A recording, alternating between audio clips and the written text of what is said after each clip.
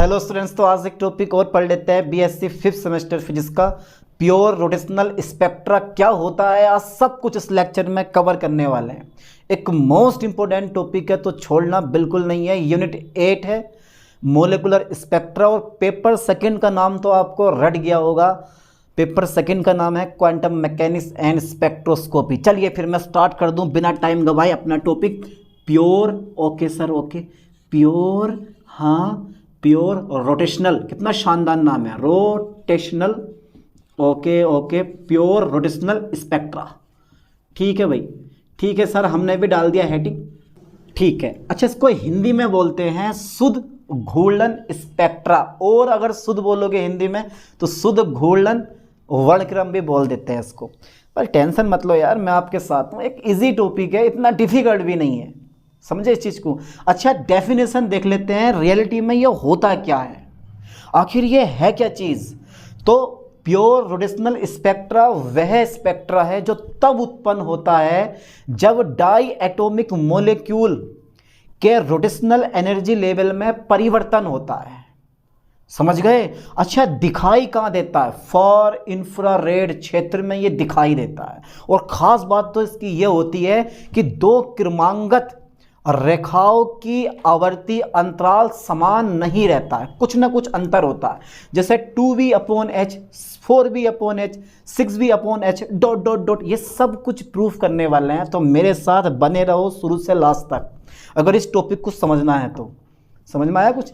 अरे यार चलिए डेफिनेशन लिखवा दें।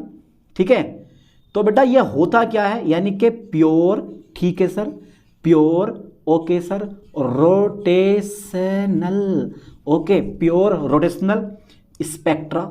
ठीक है बेटे, स्पेक्ट्रा वह स्पेक्ट्रा है, ठीक है, वह स्पेक्ट्रा है, ठीक है सर, वह स्पेक्ट्रा है जो, ओके ओके ओके, यानी कि प्योर रोटेशनल स्पेक्ट्रा वह स्पेक्ट्रा है जो तब उत्पन्न होता है, डेफिनेशन पे ध्यान देना, जो तब उत्पन्न होता है, ओके सर, जो तब उत्पन्न होता है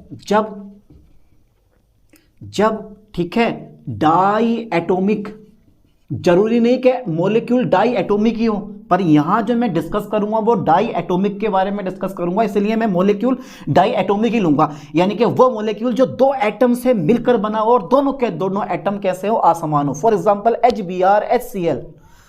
केमिस्ट्री में नहीं लेके जा रहा हूँ, खाली फिजिक्स पढ़ना है हम। जब डाई एटॉमिक मॉलिक्यूल, अरे भूल गया यार क्या लिखना आगे, डाई एटॉमिक मॉलिक्यूल, यानी कि प्योर रोटेशनल स्पेक्ट्रा वह स्पेक्ट्रा है जो तब उत्पन्न होता है जब डाई एटॉमिक मॉलिक्यूल के रोटेशनल एनर्जी लेवल में परिवर्तन होता है। रोटेशनल, ठीक है, energy level, rotational energy level में क्या होता है बेटे, में परिवर्तन होता है। M right? ओके सर, परिवर्तन होता है। लो साहब, ये थोड़ी सी डेफिनेशन है, ठीक है, समझ में आया। यानी कि प्योर रोटेशनल स्पेक्ट्रा वह स्पेक्ट्रा है जो तब उत्पन्न होता है जब डाई एटॉमिक मॉलिक्यूल के रोटेशनल एनर्जी लेवल में परिवर्तन होता है। ठीक है, अच्छा ठीक है। अच्छा इसका एक आधा पॉइंट सर और लिखवा दो, यानी कि यह स्पेक्ट्रा जो होता है, यह स्पेक्ट्रा कहाँ दिखाई देता है। अरे सर इस स्पेक्ट्रा की रेखाएं जो होती हैं वो कहाँ दिखाई देती हैं। अच्छा देखो मेरे सिर पे दिखाई दे रही है, अरे नहीं यार, तो यह स्पेक्ट्रा फॉर, ठीक है भैया, यानी कि सदूर, फॉर इंफ्रारेड, ओके, इंफ्रा, ठीक है, रेड क्षेत्र में दिखाई देता है, क्षेत्र में दिखाई देता है, ओके, दिखाई देता है, ठीक है भैया, दिखाई देता है। अच्छा एक आधा पॉइंट और सा, एक आधा पॉइंट ये कि इस स्पेक्ट्रा में दो क्रमांगत रेखाओं की आवर्ती परास जो होता है वो समान नहीं होता। यानी कि इस स्पेक्ट्रा में ये क्वालिटी होती है इसके अंदर, इस स्पेक्ट्रा में, ठीक है बेटा, इस स्पेक्ट्रा में, ठीक है, दो क्रमांगत, ओके ओके, दो क्रमांगत रेखाओं का जो आवर्ती अंतराल होता है, ठीक है, यानी कि फ्रीक्वेंसी, ठीक है, आवर्ती जो अंतराल होता है, यानी कि गैप होता है, फ्रीक्वेंसी गैप, आवर्ती अंतराल समान नहीं होता है। ये लाइन को हम प्रूफ करेंगे, समान नहीं होता है, ठीक है। इस लाइन को हम प्रूफ करेंगे आगे जाके। तो पहले जरा यहां तक बताओ क्या ये प्योर रोटेशनल स्पेक्ट्रा का एक छोटा सा सिस्टम समझ में आया? अरे फालतू बात, नो बकवास, ठीक है, सिंपल सी बात है, अपने मेन पॉइंट पे डिस्कस करेंगे हम, ठीक है। तो प्योर रोटेशनल स्पेक्ट्रा वह स्पेक्ट्रा है जो तब उत्पन्न होता है जब डाई एटॉमिक मॉलिक्यूल के रोटेशनल एनर्जी लेवल में परिवर्तन होता है। समझ गए कैसे उत्पन्न होता है, ठीक है। ये स्पेक्ट्रा फार इंफ्रारेड क्षेत्र में दिखाई देता है, सब समझ गए, ठीक है। इस स्पेक्ट्रम में दो क्रमांकित रेखाओं का आवर्ती अंतराल जो होता है समान नहीं रहता है या नहीं होता है, ये प्रूफ हम करेंगे। अच्छा ठीक है सर, एक्सप्लेनेशन कर दीजिए, मैथमेटिकल एक्सप्रेशन करेंगे इसकी, बहुत खतरनाक होने वाली है। Okay my God, okay okay okay, कहाँ गया हमारा ब्लू मार्कर, ये रहा, ठीक है। क्या करना है बेटे? Explanation, okay explanation. चलिए, तो क्या आप लोग मेरे साथ तैयार हैं? अरे क्यों तैयार नहीं होंगे जब मैं हूं तो, डर किस बात का? फिर चलिए, तो मैंने क्या बोला कि भैया एक डाई एटॉमिक मॉलिक्यूल लेना है, HBr मैं खींच लेता हूं, ठीक है। एक एटम ये हो गया, एक एटम ये होगा और इनके बीच की दूरी होगा, ठीक है भैया, R मान लेंगे। चलिए ऐसे सेम एटम मानते हैं, ओके सर ओके। जब मैं हूं तो फिर तो मैं क्या कहूँ, मैं एक ये इस टाइप से ये मैंने मान लिया, एक एटम, फिर दूसरा एटम, आइटम नहीं है बेटा ये, कभी आइटम बोलो, एटम, बम वाला एटम, परमाणु, ठीक है ये, ठीक है। इसको इस तरह से आप बना सकते हो, इतना इजी है, इतना ज़्यादा डिफिकल्ट भी नहीं है, ठीक है, ओके ओके। अच्छा बेटे, इन दोनों के नाभिकों के बीच की दूरी मेरे बच्चा कितनी होती है? अरे सर आप बताओ, हमें नहीं पता, R होती है। अच्छा लो सर, R होती है। अच्छा इसका द्रव्यमान कितना है? M1 है। इसका द्रव्यमान कितना है? M2 है, ठीक है। तो माना डाई एटॉमिक मॉलिक्यूल में दो एटम के बीच की दूरी कितनी है? स्मॉल r है। इनके द्रव्यमान कितने हैं? M1 M2 है। सेंटर ऑफ मास कितना होगा इनका? सेंटर ऑफ मास कितना है? C है। और ये दोनों के दोनों एटम जो होते हैं वो सेंटर ऑफ मास यानी कि C से होकर जाने वाली और इन दोनों एटम को जोड़ने वाली अविलंबित अक्षों के परितः ये क्या कर सकते हैं? रोटेशन कर सकते हैं, ठीक है। ये मैंने रोटेशन की डायरेक्शन शो कर दी, ठीक है भैया। अच्छा सेंटर ऑफ मास से M1 की दूरी कितनी है सर? अरे ये तो R1 होगी सर। सेंटर ऑफ मास से M2 की दूरी कितनी है सर? सर ये तो R2 होगी। और सर तो मजा आ गया, चित्र बन गया हमारा पूरा। भैया चलिए अब इस चीज़ को थोड़ा सा लिख दे रहे हैं हम, ठीक है। इस चीज़ के बारे में हम थोड़ा सा लिख दे रहे हैं, उसके बाद में करेंगे आगे डिस्कस। टॉपिक बहुत इजी बना दूंगा, चाहे दूसरा कितना भी डिफिकल्ट क्यों ना हो। चलिए मैं लिख पा रहा हूँ इस पॉइंट को, माना माना, ठीक है। मानने में क्या है सर? मान लो कि तुम हर जाई हो, तो माना डाई एटॉमिक, ठीक है, माना डाई एटॉमिक मॉलिक्यूल, ओके, माना डाई एटॉमिक मॉलिक्यूल, ठीक है। मैं दो एटम्स, ठीक है, दो एटम्स के बीच की इंटर न्यूक्लियर डिस्टेंस, इसको बोल सकते हो आप इंटर न्यूक्लियर डिस्टेंस, पर हम इतना रिस्क क्यों लें में लिखने में, ठीक है। माना डाई एटॉमिक मॉलिक्यूल में दो एटम्स के बीच की दूरी कितनी है? कितनी है बेटे? या इसको बॉन्ड लेंथ भी आप बोल सकते हो, स्मॉल r है, ठीक है। ये फिजिक्स है, कोई केमिस्ट्री नहीं है कि इंटर मोलिकुलर डिस्टेंस या बॉन्ड लेंथ लिखेंगे। हमने लिखा बीच की दूरी कितनी है हमारी? स्मॉल r है। मन कर रहा है लिख सकते हो इंटर मोलिकुलर डिस्टेंस। तो माना डाई एटॉमिक मॉलिक्यूल में दो एटम्स के बीच की दूरी कितनी है हमारी? स्मॉल r हैगी। हाँ सर स्मॉल r हैगी। फिर क्या होगा? इनके द्रव्यमान क्रमशः कितने हैं? इनके मास क्रमशः, मास मतलब द्रव्यमान, मास क्रमशः बेटा कितने होंगे मेरे लाल? जल्दी बताओ। एक का M1 है और दूसरे का कितना है मेरे पास? M2 है। M right? इनके मास क्रमशः M1 तथा M2 है, ठीक है। सेंटर ऑफ मास कितना है? CM कितना है? Centre of mass, chief minister नहीं, सेंटर ऑफ मास कितना है? C है, ठीक है। सेंटर ऑफ मास, ठीक है, सेंटर ऑफ मास कितना मान लें भैया? अरे सर मान लो कुछ भी, C माना है तो सेंटर ऑफ मास C है। और अब अगर एक लाइन और चाहो तो बढ़ा सकते हो कि सेंटर ऑफ मास, दोनों एटम सेंटर ऑफ मास से होकर जाने वाली तथा दोनों एटम्स को मिलाने वाली अविलंबित अक्षों के परितः घूर्णन कर सकते हैं। ये लाइन में मैं लिख दे रहा हूं, चलो यार मेरा मन नहीं मानिया। दोनों एटम्स, ठीक है, सेंटर ऑफ मास, ठीक है, सेंटर ऑफ मास से होकर जाने वाली से होकर जाने वाली तथा, ठीक है, दोनों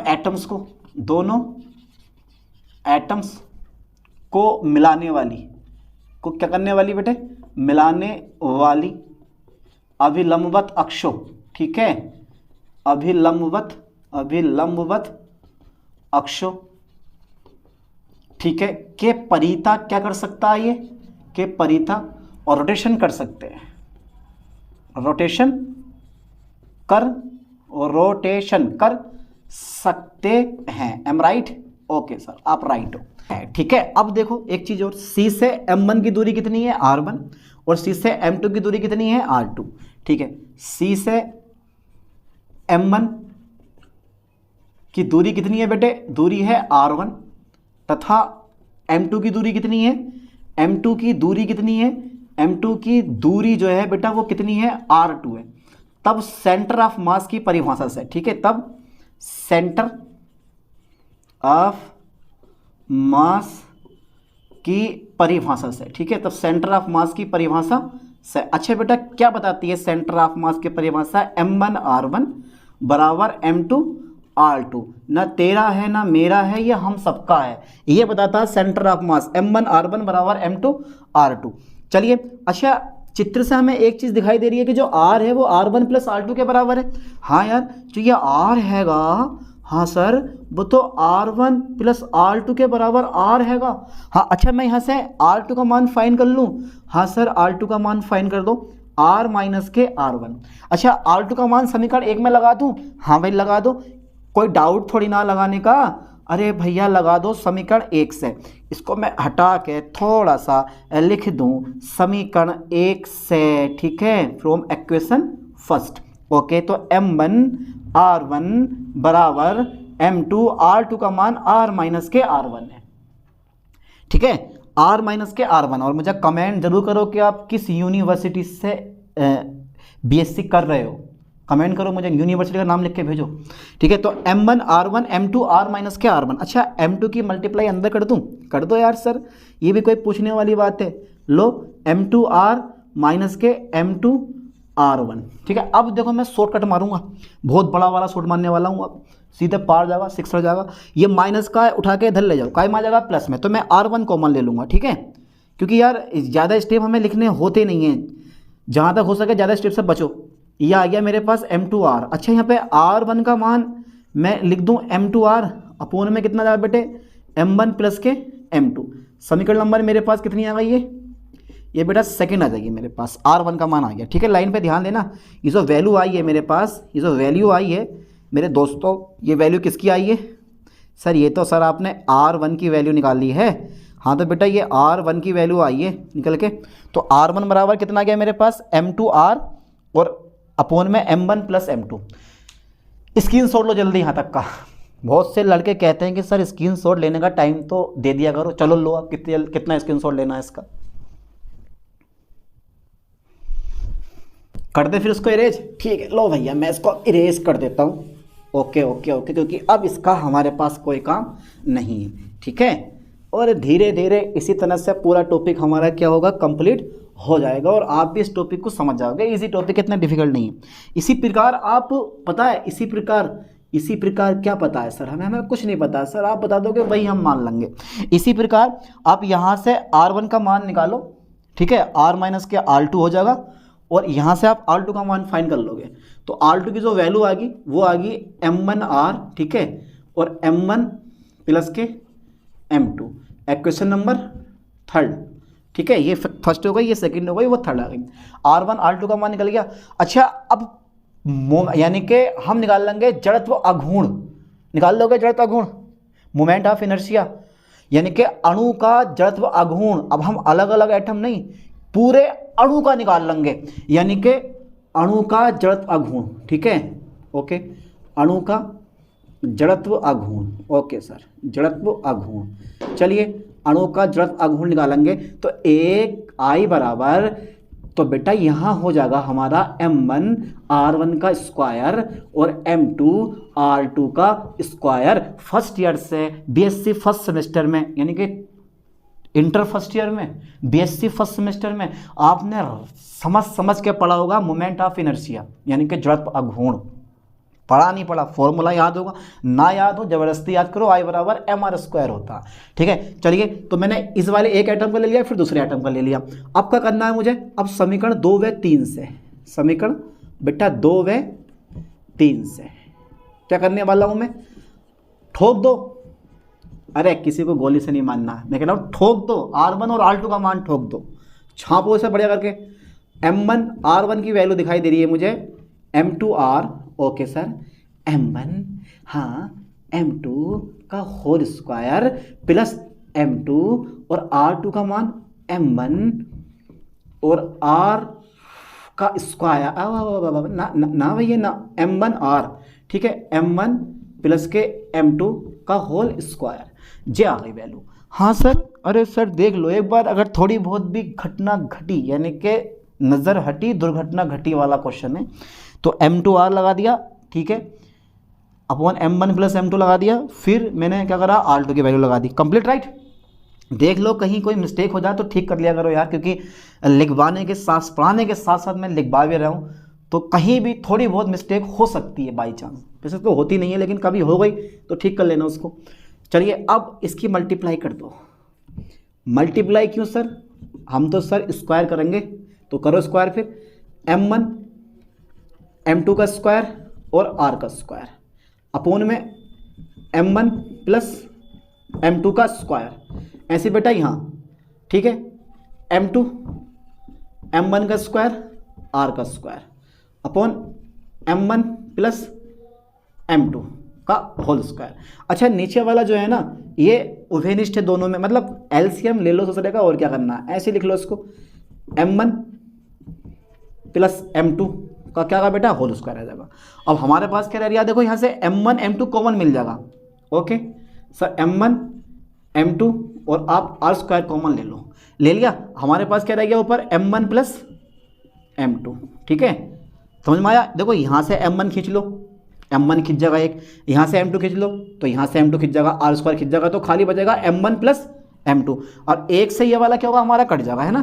तो अब मेरे पास डेटा रह गया M1 M2 और अपोन में रह जाएगा यहाँ पे M1 प्लस के M2, ठीक है, इसको मैं ऐसे बंद करूँगा और ये आ जाएगा मेरे पास R का स्क्वायर। और तुम्हें पता है किसके बराबर है ये क्या है, इसके बारे में तुम्हें पता ही है, और तुम जानते भी हो ठीक से, समानित द्रव्यमान होता है, यानी कि इसकी जगह आप म्यू लगा सकते हो, और ये म्यू क्या होता है, समानित द्रव्यमान, यानी कि रिड्यूस मास होता है, रिड्यूस्ड मास बोलते हैं इसको। चलिए पहले ज़रा यहाँ तक का स्क्रीनशॉट ले लो, क्योंकि मैं इसको इरेज करके आगे लिखने वाला हूँ। ओके कर दो इसको इरेज, ठीक है भैया, लो सर आपने कहा इरेज कर दो, हमने इरेज कर दिया। और भाई क्यों इरेज ना करें यार, क्योंकि टॉपिक तो हमारा बड़ा इजी है। चलिए इसकी जगह मैं म्यू लगा देता हूँ, तो आई बराबर हमारा कितना आ गया भैया, मेरे पास म्यू आ गया, और क्या आया मेरे पास R स्क्वायर आ गया। जहाँ आप लिख सकते हो, जहाँ म्यू जो होता है वो कितना है बेटे, M1 M2 और अपोन में कितना है M1 प्लस के M2, इसको हम क्या बोलते हैं, इसको बोलते हैं समानित द्रव्यमान, ठीक है, समानित द्रव्यमान, ठीक है भैया, ठीक है। तो भैया म्यू बराबर हो गया M1 M2 upon M1 plus M2। अब इसका मतलब क्या हुआ भैया, इसका मतलब क्या हुआ, इसका मतलब ये है कि अणु को सेंटर ऑफ मास पर रखे म्यू द्रव्यमान वाले एक कण के समान माना जा सकता है, ठीक है। यानी कि अतः मैं यहाँ लिख सकता हूँ, क्योंकि ये हमने फालतू में ड्राइव थोड़ी ना करा है, हमने इसलिए ड्राइव करा कि अतः, ठीक है, किसको बेटे, मोलेक्यूल को, अतः अणु को, ठीक है, सेंटर ऑफ मास पर रखे, ठीक है, सेंटर ऑफ मास पर रखे, सेंटर ऑफ मास पर रखे, ठीक है, म्यू द्रव्यमान वाले, म्यू द्रव्यमान, ठीक है, म्यू द्रव्यमान वाले, ठीक है, म्यू द्रव्यमान वाले एक अकेले कण, एक अकेले कण के समान माना जा सकता है, समान माना जा सकता है, ये मतलब हमने प्रूफ कर दिया, माना जा सकता है। अब अणु का जो डिस्कस होगा वो एक कण के रूप में होगा, ठीक है। तब देखो, तब अणु का कोणीय संवेग, फॉर्मूला आपको पता होना चाहिए, अणु का कोणीय संवेग, ठीक है, अणु का कोणीय संवेग यानी कि एंगुलर मोमेंटम, अणु का कोणीय संवेग। ठीक है भैया, अणु का कोणीय संवेग निकाल दो। मैं इसको जे मानूंगा क्योंकि जे ए मान लिया मैंने। ठीक है, यानी कि कोणीय संवेग एंगुलर मान लिया मैंने, ए से यहाँ पे जे ए से शो किया मैंने एंगुलर मोमेंटम को, जे ए मतलब एंगुलर मोमेंटम, क्योंकि आगे जे जो होगा ना छोटा वाला जे, वो रोटेशनल क्वांटम नंबर भी आएगा, तो इसलिए मिस्टेक ना हो तो मैंने जे ए से शो करा है एंगुलर मोमेंटम को। ठीक है, तो जे ए बराबर फॉर्मूला आई ओमेगा। ठीक है सर, जहां ओमेगा क्या है, कोणीय वेग है, साइड में लिख लो, जहां ओमेगा लिख लो आगे को, जहां ओमेगा कोणीय वेग है। पर इतने समझदार हो आप लोग यार। ठीक है, अच्छा बेटा मैं ओमेगा की यहाँ से वैल्यू फाइंड कर लूँ तो मेरे पास आ जाएगा जे ए। ठीक है बेटा, जे ए अपॉन में कितना आ जाएगा मेरे पास, आई आ जाएगा। आई क्या, यानी कि जड़ घूर्ण है। इक्वेशन नंबर मेरे पास 3 थी, 4 इक्वेशन हो गई, कोई दिक्कत नहीं है। अच्छा बेटे, अणु की मैं गतिज ऊर्जा निकाल लूँ। ठीक है, निकाल लो सर, अणु की गतिज ऊर्जा, अणु की गतिज ऊर्जा। सर अणु की गतिज ऊर्जा निकालने में क्या हर्ज है, आप तो सर कुछ भी निकाल दोगे, आपका बच चले तो हमें भी निकाल दो मोबाइल के अंदर से। ये आ गया मेरे पास आई ओमेगा स्क्वायर। ठीक है, आई ओमेगा स्क्वायर। चलिए समीकरण 4 से क्या करूँगा खुद बताओ, मुझे पता नहीं है मैं क्या करने वाला हूँ, आप मुझे खुद बताओ कि मुझे पता नहीं है मैं क्या करने वाला हूँ। अब आपका मन में एक ही विचार आ गया होगा कि सर एक काम करो, ओमेगा का मान उठा के लगा दो, तो वो ही करने वाला हूँ मैं भी यार, तुम घबरा क्यों रहे हो, तुम जो सोचते हो मैं भी वही करता हूँ, ऐसे नहीं कोई स्पेशल कर रहा हूँ। ठीक है, तो के की जो वैल्यू आई है, देखो बेटा इसका जब मैं स्क्वायर करूँगा ना, इसका जब मैं स्क्वायर करूँगा तो जे ए का स्क्वायर आएगा और अपोन में कितना आएगा, आई का स्क्वायर आएगा। तो एक आई से एक आई खल्लास, बिल्कुल। चलो यहाँ तक का स्क्रीनशॉट लो यार, है इतना बड़ा तो क्या करूँ, बार बार इरेज करना पड़ रहा है इसको। पर आप किरम भाई उतारना, कभी बीच में से आगे पीछे करके उतार लो इस चीज़ को। ठीक है, उतारना है बढ़िया करके। तो देखो एक आई से एक आई कट गो, तो अब हमारे पास रहेगो गतिज ऊर्जा कितनी, के बराबर रहेगो जे ए का स्क्वायर अपोन में कितना आएगा बेटा, 2i रह जाएगा हमारा यहाँ पे, ये 2i रह जाएगा। ठीक है, अच्छा आर जो है ना, दो एटम के बीच की दूरी जो हमने आर ली है वो बदलती है या कांस्टेंट रहती है, वो तो भैया कांस्टेंट रहती है। तो आर क्या है, आर का मान नियत रहता है, आर चेंज नहीं होता, आर का मान जो है ना, आर का मान नियत रहता है, नियत रहता है। अतः हाँ, अतः अणु की जो गतिज ऊर्जा होगी, ठीक है, अतः अणु की जो गतिज ऊर्जा है वो कैसी होगी, अणु की गतिज ऊर्जा, अरे हाँ ना ना ना ना मेरे भैया ना, अणु की कौन सी ऊर्जा, स्थितिज ऊर्जा जो होगी, यानी कि पोटेंशियल एनर्जी, स्थितिज ऊर्जा जो होगी वो कितनी होगी, शून्य होगी। अच्छा शून्य होती है, ठीक है, शून्य होती है, क्योंकि आर का मान नियत रहता था, अणु की स्थितिज ऊर्जा कैसी होगी मेरे पास, शून्य होती है। अब भैया अणु की कुल ऊर्जा निकाल दो, मैं अणु की कुल ऊर्जा निकाल दो सर, अणु की कुल ऊर्जा। अरे यार लो, अणु की मैंने कुल ऊर्जा निकाल दी। ठीक है, तो अणु की जो कुल ऊर्जा है वो कितनी आएगी मेरे पास, वो भैया आएगी यानी कि गतिज ऊर्जा प्लस स्थितिज ऊर्जा। अब गतिज ऊर्जा तो मेरे पास कितनी है, 0 हो गई, यानी कि गतिज ऊर्जा प्लस स्थितिज ऊर्जा आप लिख सकते हो, क्योंकि गतिज ऊर्जा है लेकिन स्थितिज ऊर्जा कितनी हो गई मेरे पास, 0 हो गई। तो हटाओ जरा, तो स्थितिज ऊर्जा 0 कर दो, खत्म कर दो, या के प्लस यू कर दे रहा हूँ, के अरे रहने दो, हटाओ यार, के रहने दो खाली। के का मान कितना है मेरे पास, जे ए का स्क्वायर अपोन में कितना आएगा, 2i। ठीक है, ये आ गई अणु की कुल ऊर्जा, और इसको मैंने बोल दिया ई। और ये ध्यान देना, ये बड़े काम की चीज़ है भैया, ये सर बहुत काम की चीज़ है। बट आपको पता है क्वांटम मैकेनिक्स के अनुसार अणु की जो अणु का जो मेरे पास ये आता ना एंगुलर मोमेंटम, क्वांटम मैकेनिक्स के अनुसार अणु का एंगुलर मोमेंटम, यानी कि मैं इस लाइन को भी लिखने वाला हूँ क्वांटम मैकेनिक्स, कुछ और मत समझ लियो, क्वांटम मैकेनिक्स। ठीक है सर, क्वांटम मैकेनिक्स के अनुसार, ठीक है, इसको इक्वेशन बना लो, चौथी बनी है ये 5वीं हो जाएगी, क्वांटम मैकेनिक्स के अनुसार। ठीक है, क्वांटम मैकेनिक्स के अनुसार अणु का जो एंगुलर मोमेंटम आएगा, अणु का कोणीय संवेग जो आएगा, कोणीय संवेग जो होगा अणु का, वो कितना होगा मेरे पास यार, अणु का कोणीय संवेग जे ए की जो वैल्यू होती है वो रूट जे प्लस 1, वाह क्या बात है, और एच कट होती है। जहाँ जे क्या चीज़ है सर, इसके बारे में बता दो। अबे जे जो है ना, ये छोटा वाला जे, वो है हमारा 0 1 2, ठीक है, 3 dot dot dot dot dot dot. ठीक है, तो जे को आप क्या कहते हैं, जे को रोटेशनल क्वांटम नंबर कहते हैं, रोटेशनल। ठीक है, जे को रोटेशनल क्वांटम नंबर कहते हैं, जे को रोटेशनल क्वांटम नंबर कहते हैं। ओके सर, जे को रोटेशनल क्वांटम नंबर कहते हैं। और भैया एच कट जो होता है वो एक जमाने से आप पढ़ते आ रहे हो, जल्दी बताओ मुझे एच कट का मान कितना होता है, जल्दी बताओ बताओ। अरे यार एच कट बराबर होता है एच अपॉन 2 पाई, वेयर जहां h4 प्लांक कांस्टेंट है, इसका आगे लिख लो। और h का मान कितना होता है प्लांक कांस्टेंट का 6.64 मल्टीपल 10⁻34 जूल सेकंड।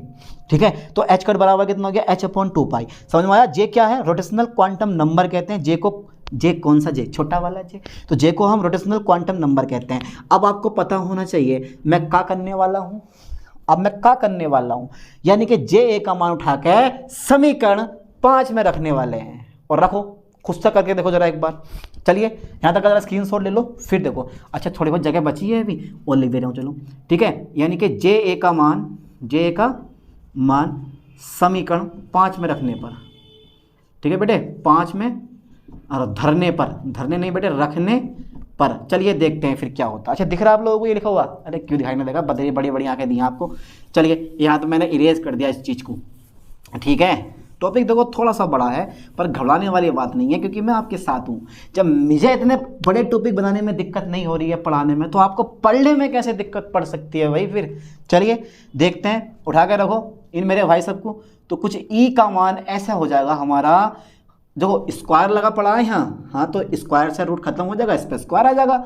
सर इतना तो पता है हमें यार, इतना मत बताया करो भैया, इतना मत बताया करो सर। ये मेरे पास रह गया इतना, हाँ तो फिर मेरे पास कितना है, फिर मेरे पास रहेगा इतना। ठीक है, जे ए का मान लगा दिया, हाँ लगा दिया, ठीक है, रूट से खत्म, स्क्वायर आ गया। देख लो गलती ना हो, न तो नज़र हटी तो दुर्घटना घटी। चलिए फिर देखते हैं आगे को। अच्छा सर नज़र घटाओ हटाओ, लेकिन सर हमें से करवा दो। जे प्लस के 1, तो ये आ जाएगा मेरे पास एट का यानी कि एच कट स्क्वायर अपॉन के 2i। और इसको जो है किताब वालों ने और हमने और तुमने क्या माना है, बी माना है इसको। ठीक है, जहां बी बराबर एच कट स्क्वायर अपॉन में कितना होगा 2 पाई, को हम क्या बोलते हैं, और रोटेशनल कांस्टेंट कहते हैं। रोटेशनल कांस्टेंट कहते हैं। अच्छा ठीक है सर, रोटेशनल कांस्टेंट कहते हैं। ठीक है, बी बराबर एच कट स्क्वायर अपॉन 2 पाई को। और अब भैया ये फॉर्मूला, यानी कि ये फार्मूला हमारा मेन फार्मूला है। इस फार्मूला को ना ठीक से याद कर लो भैया, ये फार्मूला काम में आएगा आपके। ठीक है, देखो टॉपिक थोड़ा बड़ा है यार, टॉपिक बड़ा, देखो मैं रुक तो नहीं रहा हूँ, लगातार पढ़ा रहा हूँ। ठीक है, तो बी बराबर एच कट स्क्वायर अपॉन 2 पाई को रोटेशनल कांस्टेंट कहते हैं। इसका जो मान होता है ना वो भिन्न भिन्न अणुओं के लिए भिन्न भिन्न होता है, इसका मात्रक जूल होता है। ठीक है, यानी कि इसका मान, ठीक है, इसका मान भिन्न भिन्न अणुओं के लिए, ठीक है, भिन्न भिन्न अणुओं के लिए कैसे होता है बेटे, भिन्न भिन्न अणुओं के लिए जो होता है, भिन्न भिन्न अणुओं के लिए कैसा होता है, भिन्न भिन्न होता है। ठीक है, भिन्न भिन्न होता है। अच्छा ठीक है, भिन्न भिन्न होता है, इसका मात्रक जूल होता है, इसका मात्रक जूल होता है। ठीक है, लो साहब इसका मात्रक कैसा है, जूल होता है। ओके ओके ओके, ठीक है भैया, इसका मात्रक कैसा होता है बेटा, जूल होता है। तो मेन फॉर्मूला हमारा ये आ गया। ठीक है, तो यहाँ तक बताओ पहले क्लियर हुआ नहीं हुआ है भैया, यहाँ तक क्लियर हुआ या नहीं हुआ। अब देखो बात यहाँ आती है कि इस समीकरण का नाम दे दो, 5 की जगह 6 दे दो सब क्वेश्चन को। चलिए ये ओ माय गॉड 6 देना, अरे हो ऐसे करके 6 देना, ये ऐसे करके। तो समीकरण 6 से स्पष्ट है कि जो एनर्जी लेवल होते हैं, यानी कि रोटेशनल एनर्जी लेवल जो होते हैं वो सतत ना होकर क्वांटाइज्ड होते हैं। ये लाइन पे ध्यान देना। ठीक है, समीकरण 6 से स्पष्ट है, समीकरण 6 से स्पष्ट है कि, ठीक है, रोटेशनल, ओके सर, रोटेशनल जो रोटेशनल कहीं पे यार रोटेशन का यूज़ हुआ था क्या, तो छोड़ो, rotational energy level, rotational energy level, ठीक है, रोटेशनल एनर्जी लेवल सतत ना होकर कैसे होता है, क्वांटाइज्ड होते हैं, क्वांटाइज्ड होते हैं। चलिए निकाल लेते हैं, अब निकाल के देखते हैं कैसे होते हैं। तो समीकरण 6 से स्पष्ट है कि रोटेशनल एनर्जी लेवल जो होते हैं वो सतत ना होकर क्वांटाइज्ड होते हैं। कैसे होते हैं वो भी मैंने क्या बोला कि प्योर रोटेशनल स्पेक्ट्रा तभी उत्पन्न होता है जब मॉलिक्यूल के रोटेशनल एनर्जी लेवल में क्या होता है, परिवर्तन होता है। ठीक है। तो मैंने क्या बोला यहाँ पे कि यानी कि रोटेशनल एनर्जी लेवल कैसे होते हैं, सतत ना होकर कैसे होते हैं, क्वांटाइज होते हैं। चलिए, जब मैं जे का मान जब मैं जे का मान 0 रखूँगा, यानी कि जे बराबर 0 पर, तो एनर्जी कितनी आएगी मेरे पास भैया, ई का मान 0 आ जाएगा। ये मिल गई हमें ग्राउंड स्टेट, और ग्राउंड स्टेट में रोटेशनल एनर्जी 0 है। इसका मतलब है ग्राउंड स्टेट में जो मॉलिक्यूल होता है वो रोटेशनल नहीं करता, यानी कि घूर्णन नहीं करता है। मेरी बात पे ध्यान देना कि जे बराबर 0 पर ई बराबर 0 है। इसका मतलब है रोटेशनल एनर्जी कैसी हो गई, 0 हो गई। मतलब ग्राउंड स्टेट में जो मॉलिक्यूल होता है वो रोटेशनल नहीं करता, यानी कि रोटेशन नहीं करता है। ठीक है, चलिए आगे देखते हैं। अच्छा, जे बराबर 1 पर, जे बराबर 1 पर, तो बेटा 1 लगा दो यहाँ, जे का मान 1 लगाया तो मेरे पास 1 2 2 भी आ जाएगा।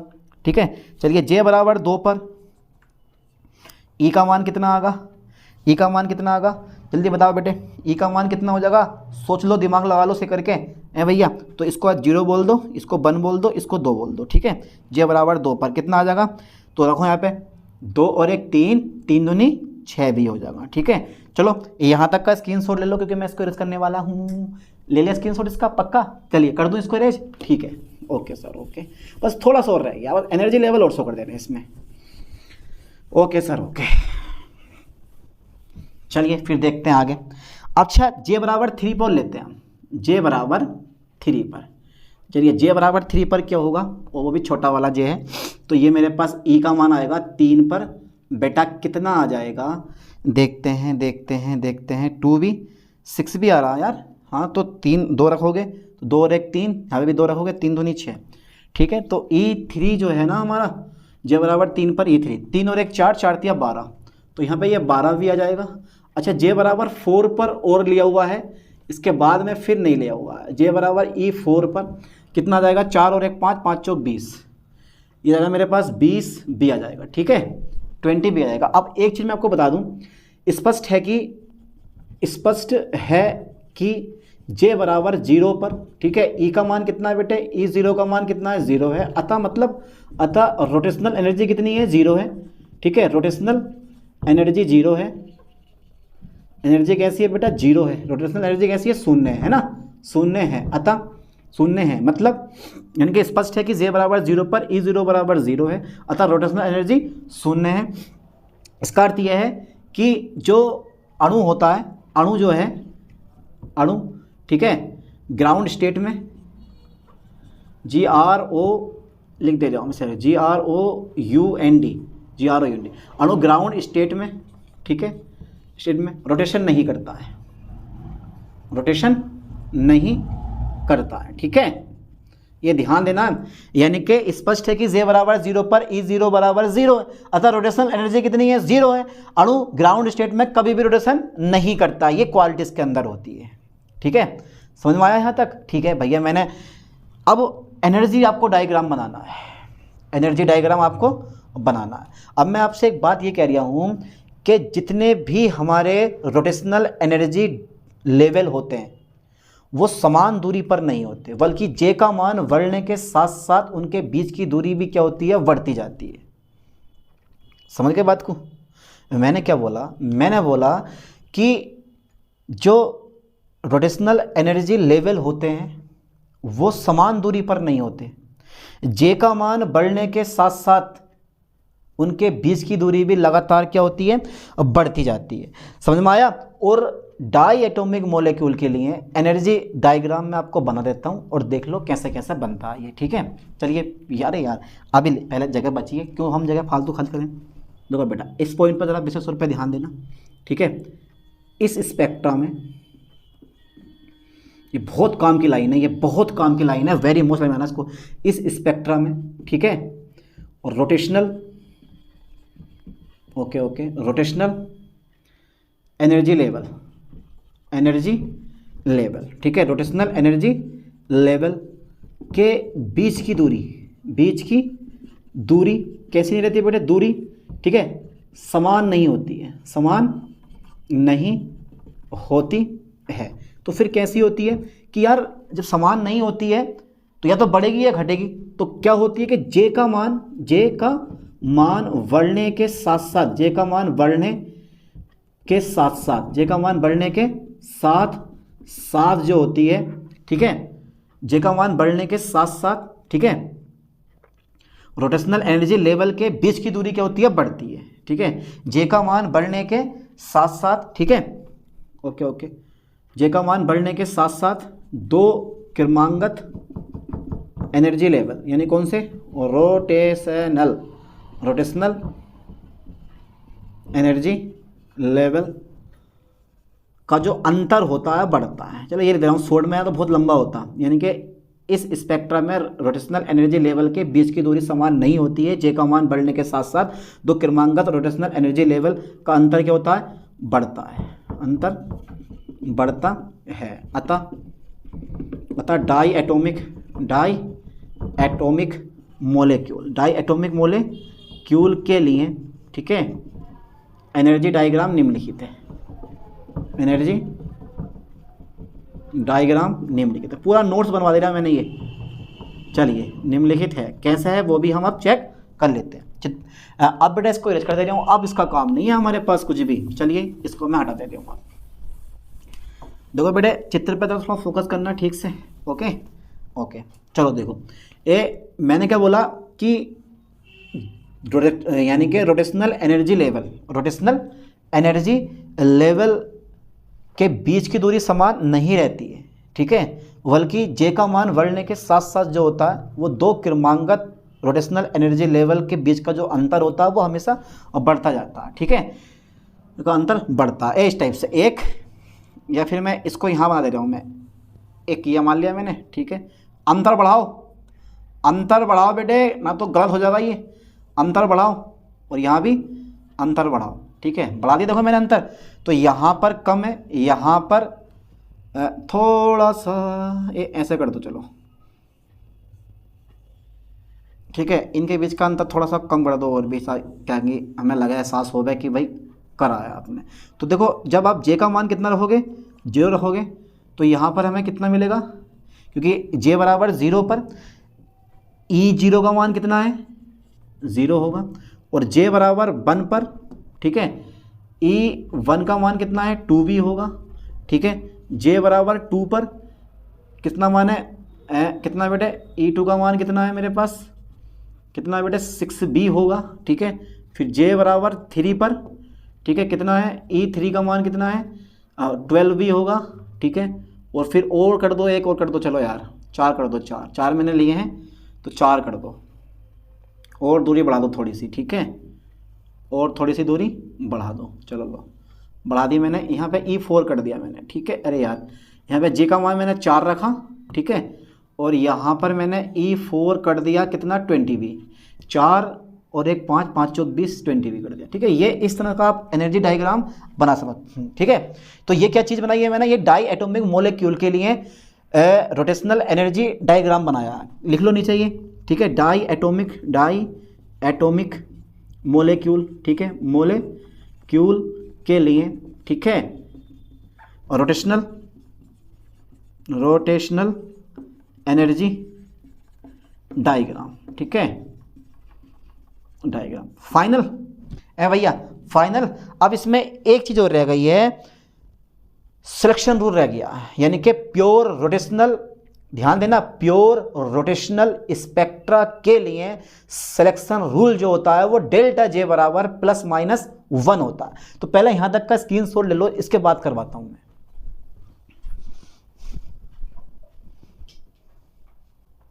ठीक है, हो गया यहां तक। चलिए अब सिलेक्शन रूल और देख लेते हैं, ठीक है, कि यार कौन सा ट्रांजिशन संभव है और कौन सा ट्रांजिशन संभव नहीं है। तो डाल देता हूं हेडिंग सिलेक्शन रूल, ओके। तो ध्यान देना, यानी कि हम जो स्पेक्ट्रा पढ़ रहे हैं वो कौन सा पढ़ रहे हैं, प्योर, ठीक है, रोटेशनल, ठीक है, प्योर और रोटेशनल स्पेक्ट्रा के लिए, प्योर रोटेशनल स्पेक्ट्रा के लिए जो मेरे पास सिलेक्शन रूल है, सिलेक्शन रूल जो होता है बेटे वो निम्न प्रकार, सिलेक्शन रूल, ठीक है, निम्न प्रकार है, ठीक है, निम्न प्रकार है। क्या है सर, डेल्टा जे बराबर ±1, ठीक है, ये मेरे पास क्या होता है, इसका सिलेक्शन रूल होता है। चलिए अब एक पॉइंट और देख लेते हैं कि दो क्रमांगत यानी कि दो क्रमांगत रेखाओं की आवर्ती अंतराल समान नहीं रहता, तो फिर कितना होता है, 2 मिनट का टॉपिक है, इसे भी निपटाई दे रहा हूँ हाथों हाथ, ठीक है। चलिए मैं मान लेता हूँ, माना ठीक है, लाइन पे ध्यान देना, माना जेबी घूर्णन अवस्था से, ठीक है, जेबी घूर्णन अवस्था से, ठीक है, और J-1 वी घूर्णन अवस्था में संक्रमण संक्रमण द्वारा उत्सर्जित ऊर्जा,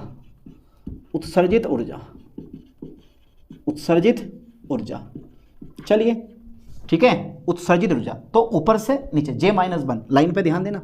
चलिए तो बेटा कितनी हो जाएगी जरा, डेल्टा E, ठीक है सर, EJ-1 है ना। तो EJ का मान मैंने निकलवाई है अभी, ऊर्जा कितनी निकलवाई है, J+K1 है ना, ठीक है। अब J-1 का मान कैसे निकालोगे, यहाँ B होता है, तो J-1 का मान निकालने के लिए आपको थोड़ी सी मेहनत करनी पड़ेगी। जहाँ J है वहाँ पे J-1 आएगा, और जहाँ पर J+1 है वहाँ जब J रखोगे तो J-1 + 1 से 1 कट जाएगा, तो खाली क्या बचेगा मेरे पास, JB। अच्छा क्या मिल रहा है कॉमन हमें यहाँ से, सर कुछ कॉमन मिल रहा है, हाँ भैया का कॉमन मिल रहा है, तो सर यहाँ से JB हमें कॉमन मिल रहा है।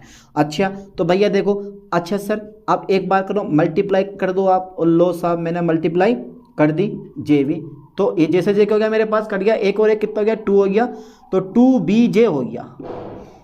अब डेल्टा E है, तो डेल्टा E को आप लिख सकते हो Hν बराबर 2BJ, और न्यू क्या है, फ्रिक्वेंसी है ये हमारी, गुणा वाला काय में आ जाएगा, भाग में आ जाएगा, तो ये न्यू जो है वो सर कुछ ऐसे बन जाएगा हमारे पास, 2V कितना आ जाएगा बेटे मेरे पास, H आ जाएगा, और E आ जाएगा मेरे पास कितना, J आ जाएगा, ठीक है, आ गया न्यू। तो ऐसे हो गया हमारा, हो गया ऐसे। अब दो, अभी तो ये एक ट्रांजिशन हुआ है, अब मैंने क्या बोला, 2 ट्रांजिशन करने हैं आपको, यानी कि 2 क्रमांगत, ओके सर ओके, 2 क्रमांगत, ओके, 2 क्रमांगत संक्रमण, कौन कौन से बेटे, 2 क्रमांगत संक्रमण, एक तो J से कायम हो जाएगा J-1 में, तथा दूसरा कौन सा होगा, J-1 से कायम होगा तुम्हारे पास J-2 के संगत, ठीक है, उत्सर्जित, ओके ओके ओके, उत्सर्जित रेखाओं की आवृत्तियों में अंतर, आवृत्तियों में अंतर, बेटा कर दो भेड़ा पार, ऐसा करके डेल्टा न्यू बराबर 2B/H सेम रहेगा J, और बेटा ये आ जाएगा 2BH,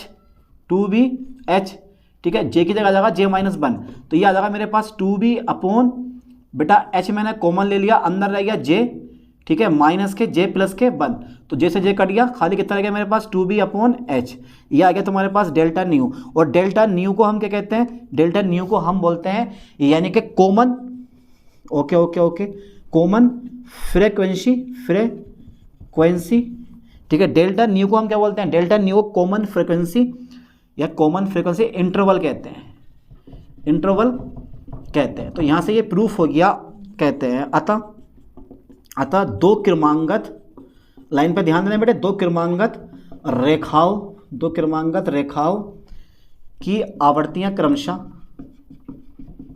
2 क्रमांगत रेखाओं की आवृत्तियां क्रमशः, यानी कि क्रमांगत बोल जाता है, क्रमांगत रेखाओं की आवृत्तियां क्रमशः, क्योंकि बहुत सारी रेखाएं होंगी ना क्रमशः, एक तो 2B/H हो जाएगी, फिर 2 यानी कि 4B/H हो जाएगी, फिर 6B/H हो जाएगी, ऐसी डॉट होती है, या आप लिख सकते हो होंगी, ये लिख दिया मैंने। डेल्टा न्यू को कॉमन फ्रीक्वेंसी इंटरवल कहते हैं, अतः क्रमांगत रेखाओं की आवृत्तियां क्रमशः 2B/H, 4B/H, 6B/H डॉट होती हैं, एक कभी भी, ठीक है, अंतराल समान नहीं रहता, हमेशा क्या होता है, चेंज होता रहता है, और ये लाइन मैंने शुरू में भी लिखवाई थी। अब ये हो गया पूरा प्योर और रोटेशनल स्पेक्ट्रा, तो ढंग से पढ़ो, ठीक से पढ़ो, लिख के याद करो, टॉपिक थोड़ा सा बड़ा है पर है बहुत इंपॉर्टेंट, छोड़ना नहीं है, यूनिट 8 का पहले टॉपिक है मॉलिक्यूलर स्पेक्ट्रा का। चलिए मिलते हैं नेक्स्ट वीडियो में नेक्स्ट लेक्चर के साथ, थैंक्स।